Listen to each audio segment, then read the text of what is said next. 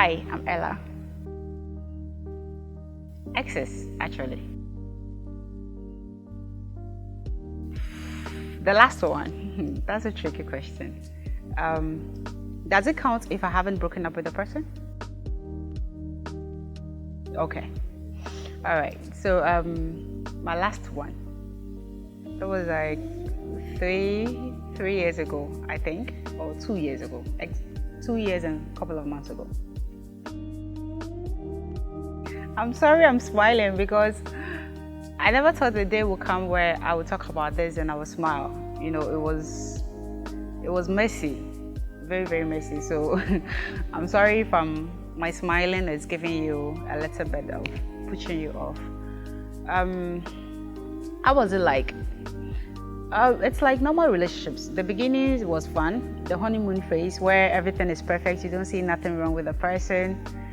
The person is like, excuse me, the apple of your eye, you know, the breath you breathe, you're missing, you know. Yeah, so it was fun at the beginning. Interestingly, we didn't start off as relationships. It was kind of friends with benefits.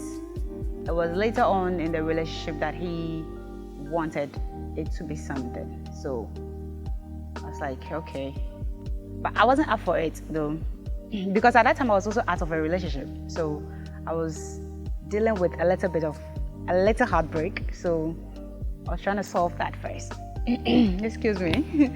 Yeah, we started and it was fine, it was perfect. And then, so 6 months into the relationship, then I started seeing the red flags. Yeah. So he was never around, always disappearing, appearing back. So I used to call him monitoring spirits. Like he disappears and he comes back a week later and all that. So in the middle of it, then you get to realize that, okay, the honeymoon phase has worn out. So now you are more clear to the person's mistakes, you're more clear to the person's flaws. So the little red flags you were seeing at the whole beginning of it, or you weren't seeing at the whole beginning of it, you get to see it now. So yeah, it was messy. What can I say?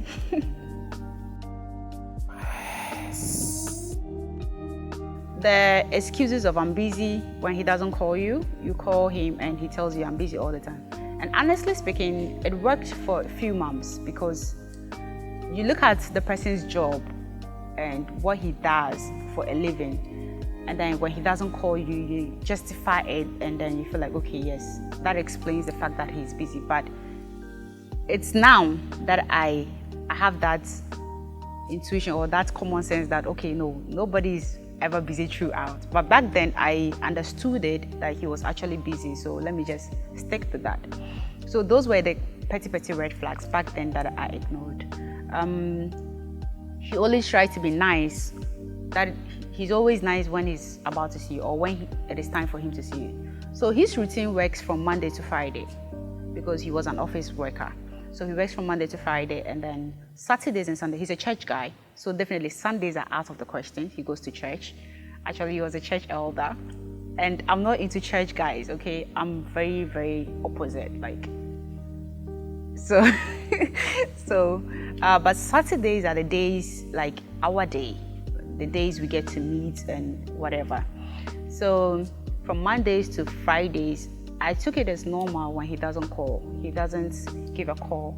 But when it is somewhere Thursday evening, he gets to get in touch. Hi, what's up? I want to see you. Then I clear my whole schedule.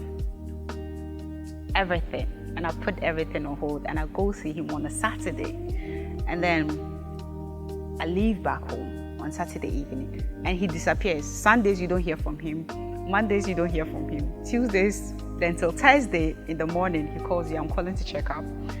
And then you keep taking those things as normal because he's busy. He only gets time to call you and all that. So that was the first red flag. The second one was when, you know that intuition you have in you. You feel like somebody's just not telling you the truth, you know. You feel it in your gut, but you're like, nah, the love is more, you know. I don't need it. The love is more. So no, I believe him. Let me not let my house witches destroy this relationship, you know. Yeah, it was that. So we were on a movie night, watching a movie till a lady's name pops up. Okay, let's call the girl K. So K starts calling him, and I saw it pop up on his phone. He keeps ignoring the call. So later on, the phone was a little bit closer to me, and then a message pops up saying, if you're coming home, get me this.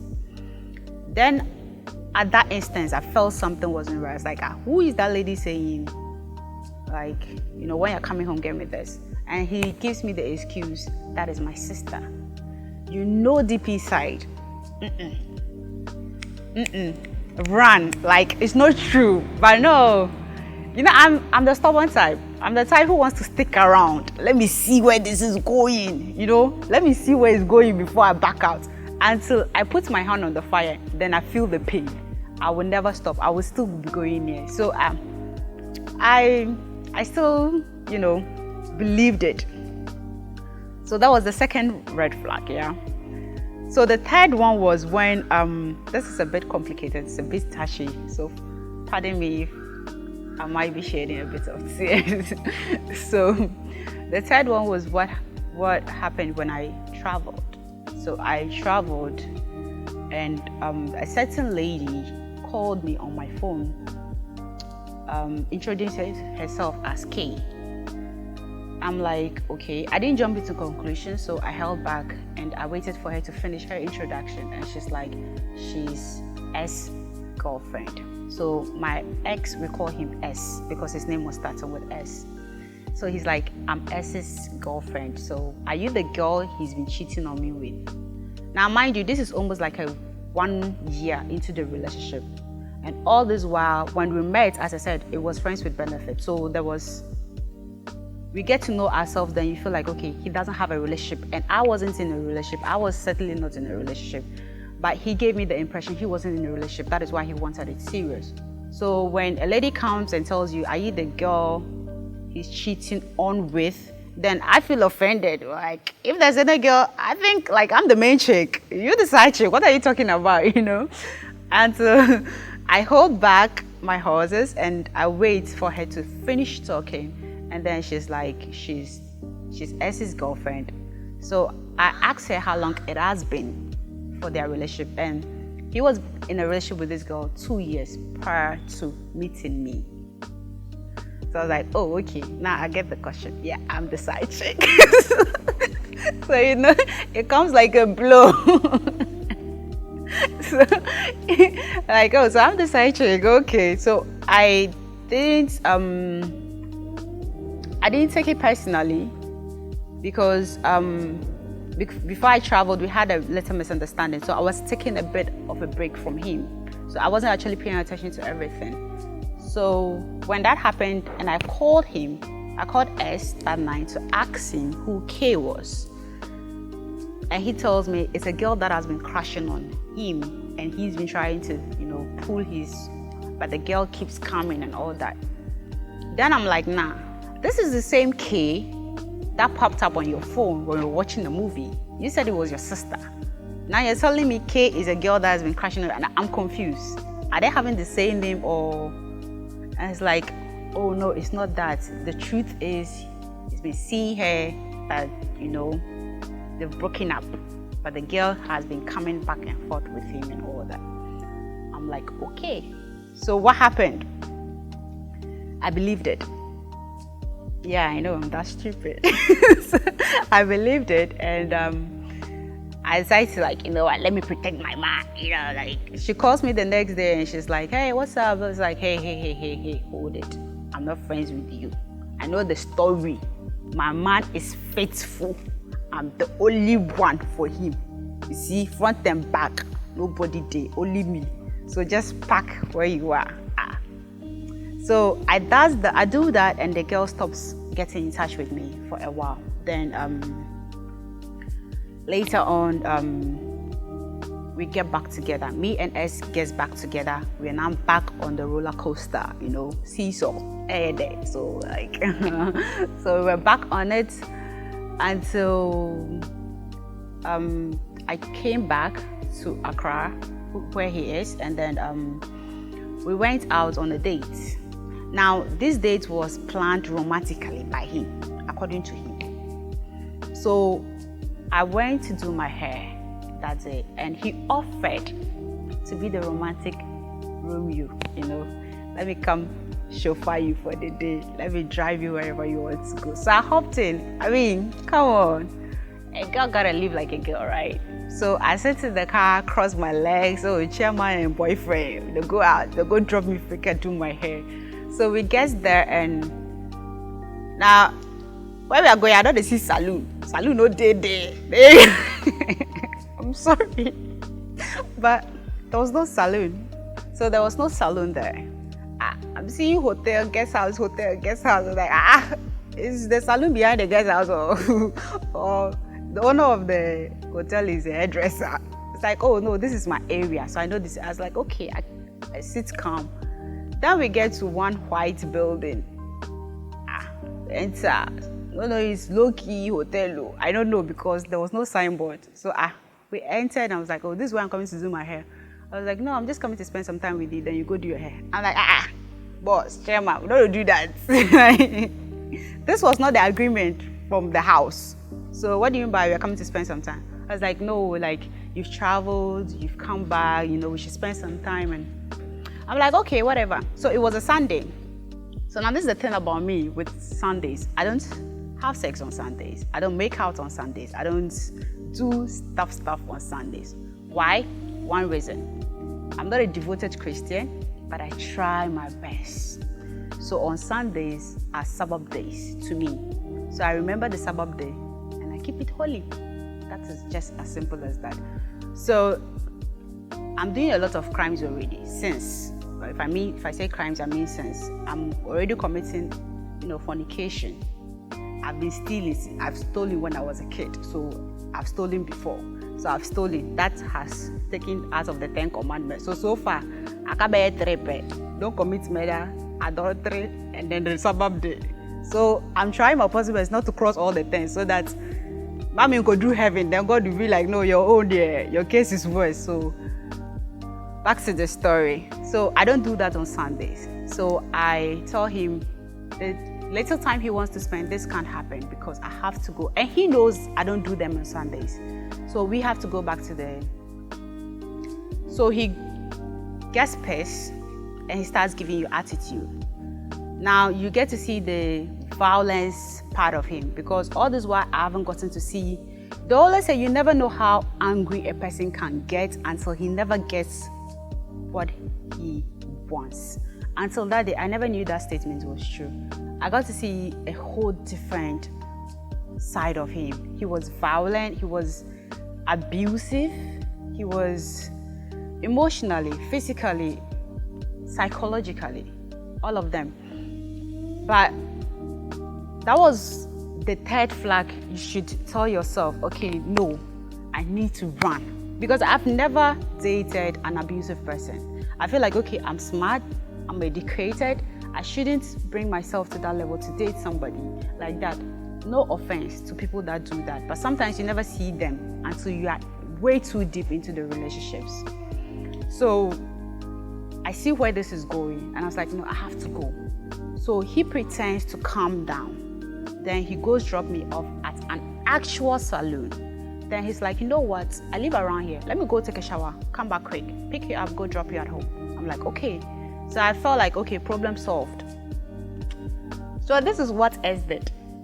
S left me at the saloon and went home and never came back. And my purse was in his car. My phones was in his car. So now I'm at a saloon that I've never been in, phoneless, moneyless, and I'm sitting there like an idiot for them to do my hair. So I've been there since morning. It's 12, almost done with my hair. I'm expecting this guy to come on bath and like, why? The bath elephant. Wait, this guy know they come. 2, 3, I'm hungry. Now my stomach is not understanding what I'm saying right now. So I tell the hairdresser if she knows my guy, and apparently she's never seen my guy before. So I'm stuck there, but I do know his number offhand. So what happens is that when she was finally done with the hair, what I did was take the lady's phone, the hairdresser's phone, call him to come pick me up. When I called him and he realized it was me, he told me he had moved from the area. He has moved from the house because he's gone to run an errand. And that is a Sunday for his boss. So the location was somewhere at Ajekojo, and he went to Kasua to run the errand. So that means he's not coming anytime soon. So what I begged him to do was take the money from my purse, send it via Momo to the lady directly so that I could get some and go home. So this guy, luckily for me, he sent exactly my charges of the hair. Now, I didn't have money to eat. I didn't have money to go home. So what did I do? I trekked. So I walked. Anybody that knows these areas, I walked from Tema to Spintex. I go home around 11:56, and I'm looking deranged like a mad woman who has been starved the whole day. Sorry. So that was the whole situation. So the next day, what happens? He comes to the house and he apologizes. And what did I do? I forgave. Because I'm Mother Teresa, Mother of Charity. So that happens, yeah. Back to the whole story again. So we are back at it again. Forgive and forget. So I want to travel. So I go to location A, and he wanted to follow. And this is somebody who doesn't like traveling, especially when it has to do with buses. So he opted to follow. I thought it was romantic, actually. I felt it was genuine because I felt like he's changing. He's trying to get to know me better. We're almost 2 years into the relationship, so this must be heading somewhere. So now, people ask me, why didn't you leave all this while? You keep seeing the signals, you keep seeing the red flags. Why didn't you leave? You know, when you're in a relationship, you have it at the back of your mind. No, I can change him. You know, no matter how messy he is, no matter how miserable he is, you still feel like he's redeemable. You want to redeem him. You know, so that was what I felt. I felt like I could be his angel. I'm sorry. So that happened. But when we traveled and got there, he slept with my best friend. We came back and I forgave him. Again. I know it's stupid. But I did. Because you want to believe that with all the flaws, with all the mistakes, finally when he changes, it's going to be a beautiful story. You're going to stand in church and give a testimony, you know. But little did I know he was the worst. So, yeah, I forgave him. We started making plans of marriage, introduction to parents, you know. Started getting an apartment together and all that. And this was a stupid thing the genius girl did. And when I say genius girl, I mean me, obviously. So I went and withdrew my savings and gave it to him to go and rent the place. Because I'm trying to be romantic. So we got the place. And the first week of getting the place, he is looking for another girl to come and spend the night on the bed we got. So I think that was when it hit me. I think that was when the love was deteriorating. Now this is the thing about ladies.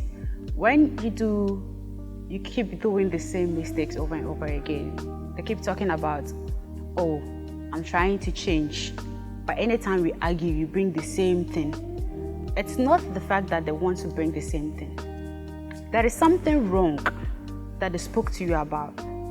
You trying to change doesn't necessarily mean you are changing. You could be standing there marking time, telling me you're trying to change, but you're your mistakes, or you still keep doing the same thing. You don't expect me to bring a dead conversation when you keep doing the same thing. It only becomes useful if you put your flaws, or if you put your mistakes in the past and try to improve them. But you don't keep repeating the same mistakes and expect me not to talk about it. Now, the more we forgive, it's not like men. When a man forgives you, he loves you more. When a lady forgives you, the love, it deducts. If it was 100, it goes to 95. The more mistakes you do, it will keep deducting. That doesn't mean they haven't forgiven you or they are not in love with you. There's a difference between forgiving somebody and fully healing from that mistake. And the common mistakes we do is that when you're in the relationship and you keep forgiving and not healing yourself as an individual, you have the mistakes, you have the wounds in you. We are not superheroes. They say women are strong, but we're not superheroes. We need to heal, but we don't heal. We brush it under the carpet and go and build a new one. We start the relationship again, and then the same mistakes keep happening. Definitely you push it under. But the day it will actually get full and it comes out and it explodes, that is when they walk away and you'll be like, okay, then you never loved me. No, she loved you.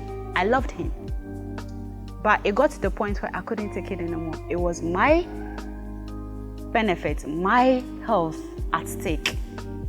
I had to put there and have the courage to walk away. Did I love him when I walked away? I did. Was I still in love with him when I broke up with him? Oh, I was absolutely in love. I tell you, if he had come back within a week, I would have accepted him. But luckily for me, he didn't. Now he came back a year later, and my stupid ass actually wanted to take him back. So he took my best friend and the intervention of God and my mother. That made me to wake up from it. So that is my breakup ex story.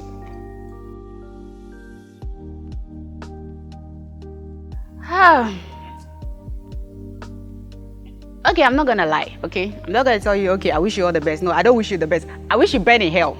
Like, nothing you ever touch would work for you.